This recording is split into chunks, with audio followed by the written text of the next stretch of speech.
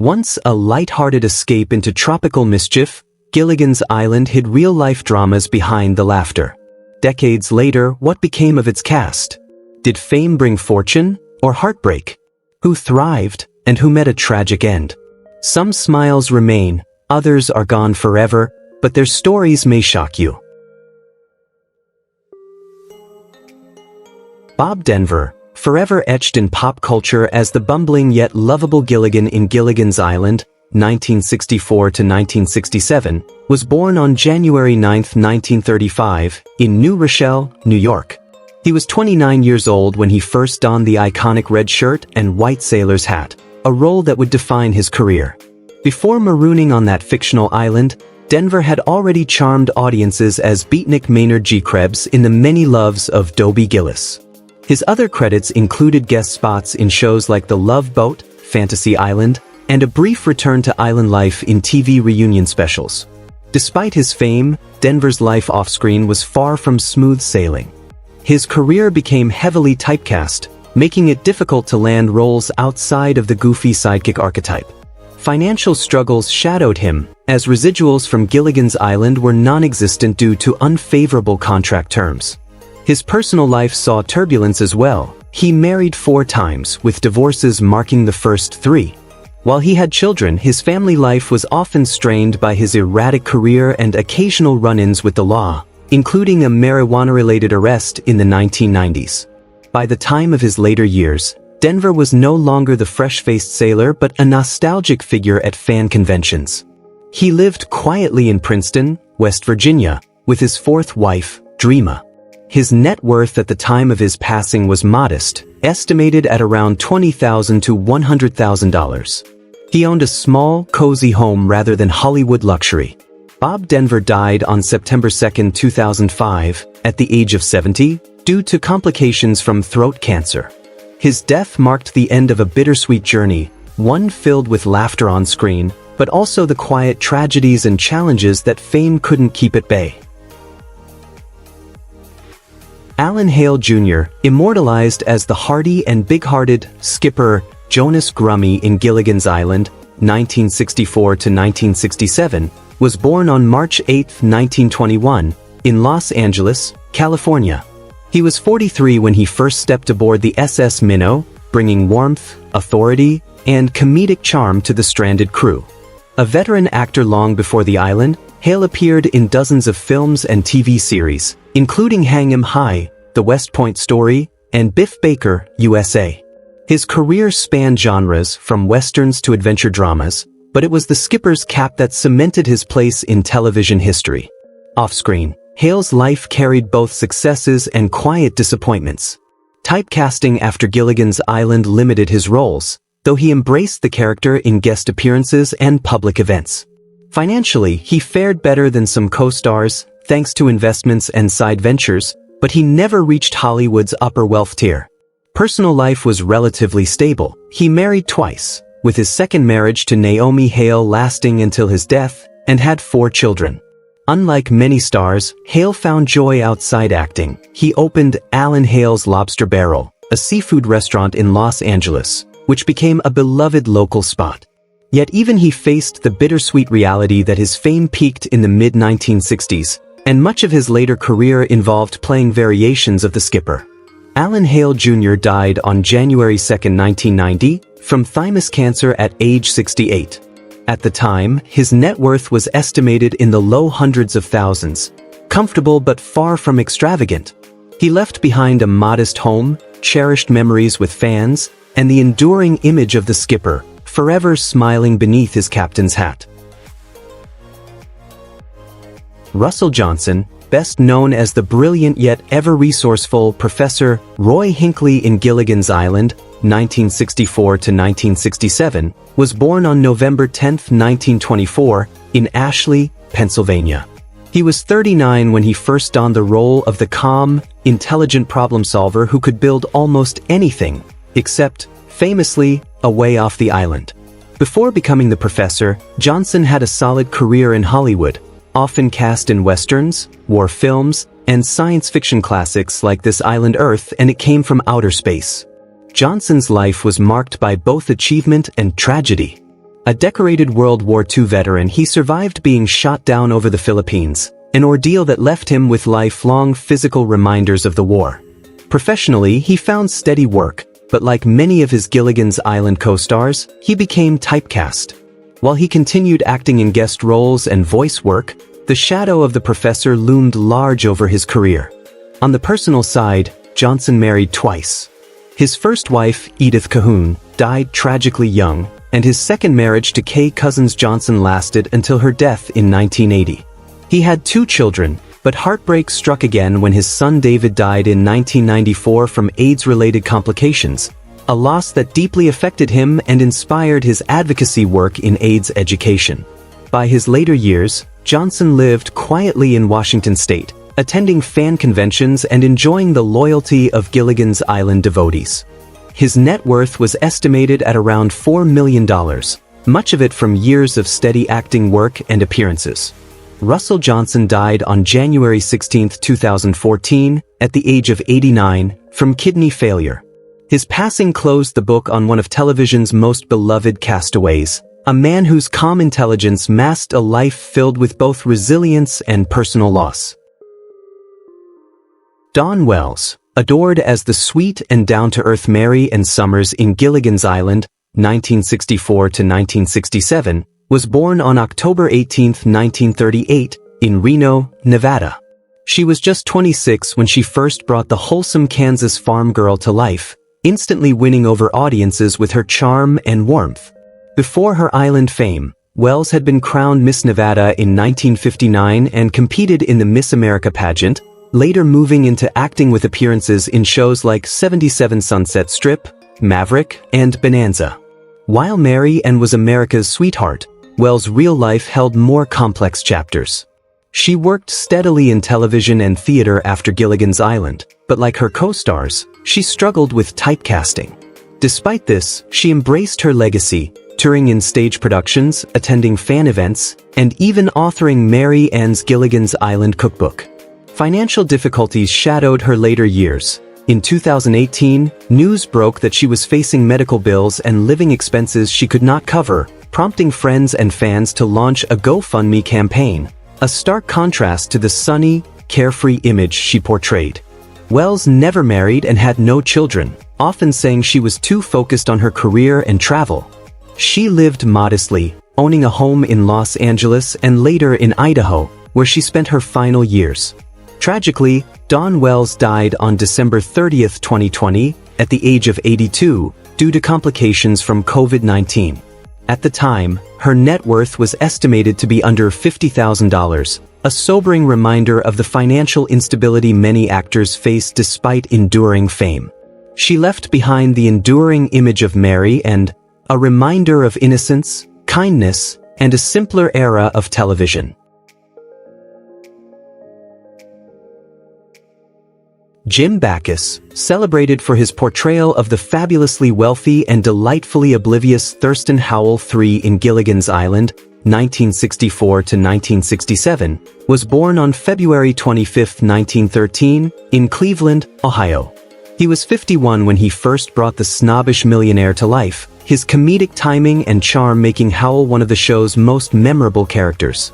Backus was already an established star, famous as the voice of the myopic cartoon character Mr. Magoo and for roles in films like Rebel Without a Cause and It's a Mad, Mad, Mad, Mad World. His career encompassed radio, television, and film, showcasing his versatility. Despite professional success, Backus faced both health and personal challenges. Though never entirely typecast, his Howell role overshadowed later projects, making it difficult to secure equally iconic parts. He wrote several humorous books, often with his wife, Henny, but his later years were marked by a long battle with Parkinson's disease, which gradually stole his ability to perform. His marriage to Henny endured for over 50 years, a rare Hollywood love story, and they had no children. Financially, Backus fared reasonably well, with an estimated net worth in the mid-six figures at his peak, aided by steady acting work and royalties from voice roles. He lived in a comfortable but not ostentatious California home, far from the lavish estates of his on-screen persona. Jim Backus died on July 3, 1989, at the age of 76, due to complications from pneumonia related to Parkinson's disease. His death closed the curtain on a career that brought laughter to millions, leaving behind both the voice of a beloved cartoon and the enduring image of a millionaire stranded on a desert island.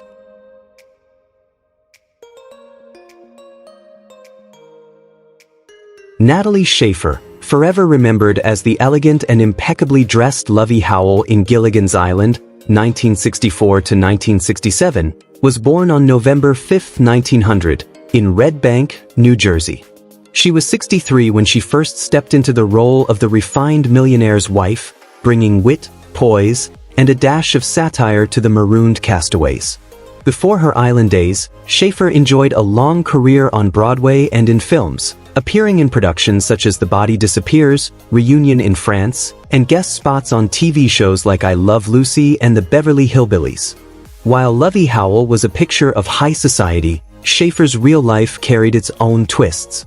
She married actor Louis Calhern, but the union ended in divorce and she never remarried, nor had children, a choice she later admitted allowed her to focus solely on her career. She was known for her shrewd financial sense, investing early in Beverly Hills real estate, which quietly made her a millionaire. Yet despite her wealth, she remained somewhat of a recluse, rarely appearing in public after Gilligan's Island ended, perhaps wary of Hollywood's ageism toward older women. Her life was not without personal sorrows. She endured the loneliness of living alone for decades and, in her later years, battled breast cancer. Natalie Schafer died on April 10, 1991, at the age of 90, from cancer. At the time of her passing, her net worth was estimated at several $1 million, much of it from wise property investments. She left behind a beautiful Beverly Hills estate and the image of Lovey Howell, forever gracious, stylish, and stranded in viewers' hearts. Vito Scotti, the versatile character actor fondly remembered by Gilligan's Island fans for his multiple guest appearances, most notably as the bumbling Japanese sailor and other eccentric visitors, was born on January 26, 1918, in San Francisco, California. He was in his mid-40s when he first stepped onto the island set, his expressive face and comedic timing making him a memorable scene stealer. Scotty's ability to slip into wildly different roles made him a television favorite, and his career spanned decades. Before Gilligan's Island, Scotti had already built an impressive resume, appearing in films like The Godfather, Von Ryan's Express, and Caccia alla Volpe, as well as TV shows including The Addams Family, Columbo, and Hogan's Heroes. He became known for playing everything from con men to cultural caricatures, a versatility that kept him constantly employed, though often in supporting parts rather than leads. Off-screen, Scotty's life had its share of challenges. While he worked steadily, he never achieved major stardom, and much of his income went toward supporting his family and maintaining a modest lifestyle. He was married to Irene Alice Campa, and the couple had 2 children, but his demanding schedule often kept him away from home. Financially, his net worth never reached Hollywood's higher tiers, remaining in the low 6 figures. Later in life, Scotti faced health issues, including a battle with lung cancer. Despite this, he continued working into the 1990s, taking on roles whenever possible and staying connected to the industry he loved. Vito Scotti died on June 5, 1996, at the age of 78, from lung cancer. He left behind a long legacy of colorful characters, some silly, some sly, that added texture and humor to television history. For Gilligan's Island fans, he remains one of the most unforgettable visitors ever to wash ashore. Hans Conried, born April 15, 1917 in Baltimore, Maryland, became memorable to Gilligan's Island fans as the eccentric World War I pilot Rongway Feldman, appearing in 2 episodes. At the time of filming in the mid-1960s, he was around 47 years old. A gifted character actor, comedian, and voice artist, Conried began acting while studying at Columbia University, later joining Orson Welles' Mercury Theater. He found early fame on radio and stage before moving into film and television. His voice became legendary through roles like Captain Hook and Mr. Darling in Disney's Peter Pan, Snidely Whiplash in Dudley Do-Right, and numerous cartoon characters. On television, he was well known as Uncle Tanus on Make Room for Daddy, and appeared in shows ranging from sitcoms to dramas. Though not plagued by public scandal, his career was marked by the reality many character actors face: critical respect and a steady flow of work, yet without the lead role stardom. He battled health issues in his later years, including a stroke in 1974 and a mild heart attack in 1979. Conread married Margaret Grant in 1942, and the couple had 4 children. He passed away from a major heart attack on January 5, 1982, in Burbank, California, at the age of 64, just weeks before his 40th wedding anniversary. His remains were donated to medical science. There is no significant public record of notable real estate holdings or large net worth. His enduring legacy lies in his versatile body of work across radio, film, television, and animation. Janos Prohaska, the talented stuntman and costume performer remembered for portraying various animals and creatures in Gilligan's Island, 1964 to 1967, was born on October 10, 1919, in Budapest, Hungary. He was in his mid-40s when he brought comedic life to the show's more unusual guests, often hidden inside elaborate animal suits, whether as a gorilla, a lion, or other exotic beasts that amused and occasionally terrified the castaways. His physical agility and knack for pantomime made him a sought-after performer for creature roles in television and film. Before Gilligan's Island, Prohaska built a career in Hollywood playing non-human roles on shows like Star Trek, Lost in Space, and Voyage to the Bottom of the Sea.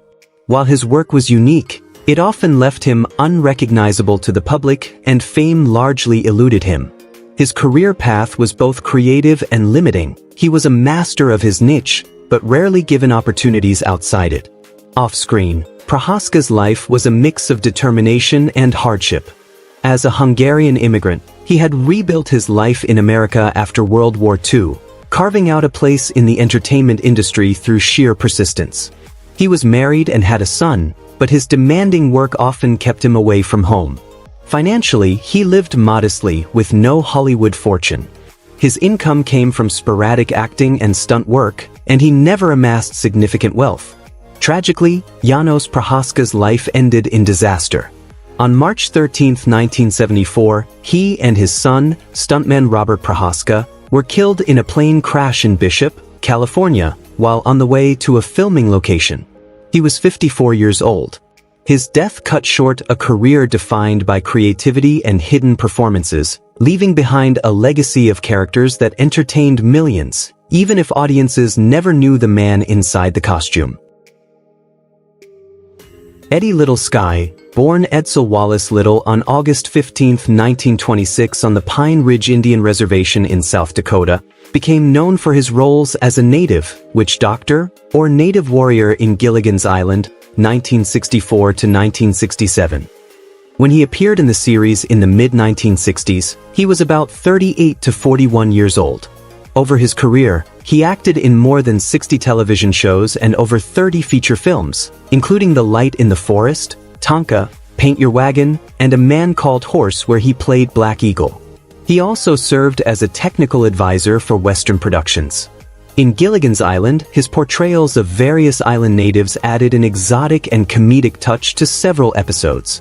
Eddie faced the challenge of being one of the first Native American actors to portray Native characters authentically in Hollywood, breaking away from the stereotypes that had dominated for decades.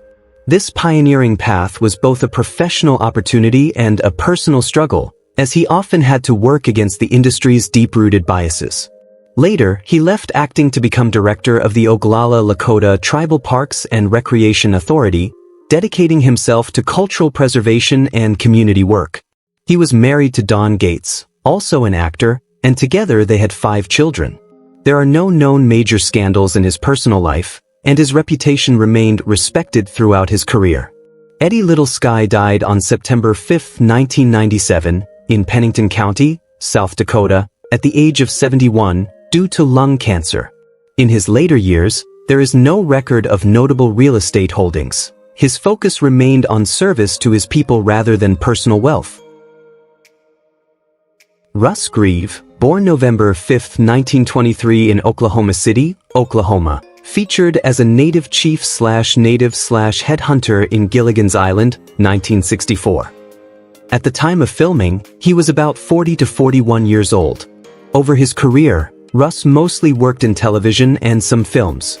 In the 1960s, he appeared on shows like The Beverly Hillbillies, Get Smart, and Petticoat Junction. In the 1970s, he guest starred in popular series such as Charlie's Angels, The Love Boat, The Incredible Hulk, and The $6 Million Man. His film credits include roles in The Hills Have Eyes, 1977, Foxy Brown, 1974, Fuzz, 1972, Dogs, 1977, and The Dead Don't Die. Life wasn't without its struggles. Russ remained largely a character actor, rarely achieving leading man status. His career path reflects the often invisible, supporting roles many actors endure, without widespread recognition or fame. There's no record of major scandals or public failures, but the trajectory itself, steady work without major breakthroughs, illustrates a quiet professional life marked by persistence amid limited breakthrough opportunities. Russ Grieve passed away on October 22, 1980, in Los Angeles County, California, at the age of 56, bringing his life and career to a close without headline-making personal turmoil. As of now, he is deceased, hence he is not alive today. There is no widely available information about any marriages, children, or real estate holdings. His public profile focuses purely on his acting contributions. Chick Hearn, born Francis Dale Hearn on November 27, 1916 in Illinois, was best known for his legendary career as the play-by-play broadcaster for the Los Angeles Lakers, a role he began in 1961, becoming an iconic voice of basketball. He appeared as a radio or TV announcer in Gilligan's Island, 1964 to 1967, notably voicing the commentator in episodes like Splashdown and It's a Bird, It's a Plane, and reprised a similar role in the reunion film The Harlem Globetrotters on Gilligan's Island, 1981. He would have been around 50 to 65 years old during his Gilligan's Island appearances. Beyond Gilligan's Island, Hearn's enduring legacy lies in his decades-long career with the Lakers, broadcasting nearly every game for over 40 years, setting a record for most consecutive games covered. He coined and popularized basketball terms like slam dunk, air ball, and no harm, no foul, many of which remain staples in basketball vocabulary. Chick also hosted television programs such as Bowling for Dollars, contributed commentary to major sporting events including the Rose Bowl, U.S. Open Golf, the first Ali Frazier boxing match, and even provided play-by-play for basketball during the 1992 Summer Olympics. Despite an illustrious public career, his personal life was marked by profound tragedy. He was married to his wife Marge for over 6 decades and they had children. Sadly, he outlived a son, who died of a drug overdose, and a daughter, who passed away from complications related to an eating disorder. These losses deeply affected him. Chick Hearn died on August 5, 2002, at the age of 85, from complications following a head injury. His passing marked the end of a golden era in sports broadcasting. He was honored with numerous tributes. A section of Los Angeles Street was renamed Chick Hearn Court, a nearby metro station became Pico Chick Hearn, and his name hangs in the rafters of the Lakers arena alongside retired player jerseys. Though there's no widely publicized information about his net worth or real estate holdings, his legacy lives on through his iconic voice, lasting catchphrases, and the profound impact he had on sports broadcasting. Charles Maxwell, remembered by Gilligan's Island fans as the unseen but ever-present radio announcer, was born on December 28, 1913, in Long Island, New York. He was 50 when he first lent his distinctive voice to the role, providing crucial plot updates to the stranded castaways through the island's crackling radio. Though rarely seen, Maxwell's warm yet authoritative tone became a subtle but vital part of the show's charm. Before Gilligan's Island, Maxwell had built a steady acting career, appearing in series like Bonanza, The Rifleman, Gunsmoke, and Perry Mason. Known for his work in westerns and dramas, he often portrayed tough authority figures or sharp-witted townsfolk. Still, most viewers wouldn't recognize his face. His voice was his most famous trademark. Maxwell's career, while consistent, never soared to stardom, and he faced the quiet frustrations of being a character actor in Hollywood. He never landed a leading role, and much of his work went uncredited. This lack of public recognition often left him overshadowed, even as his voice reached millions weekly. On the personal front, Maxwell kept his life intensely private. Little is known about his romantic relationships, though records suggest he never married and had no children. Financially, he lived modestly, never accumulating significant wealth. His estimated net worth remained in the low six figures at best. He owned a small home rather than a grand estate, and his post-acting years were spent largely out of the spotlight. Charles Maxwell died on August 7, 1993, at the age of 79, from complications related to heart disease. His passing was quiet, much like his life, but his voice remains immortal to fans of Gilligan's Island, echoing across decades as the unseen storyteller of the castaways' fate. Which character from Gilligan's Island, 1964 to 1967, holds a special place in your heart? How does it make you feel knowing that some of the beloved cast members are no longer with us? We'd love to hear your thoughts. Feel free to share them in the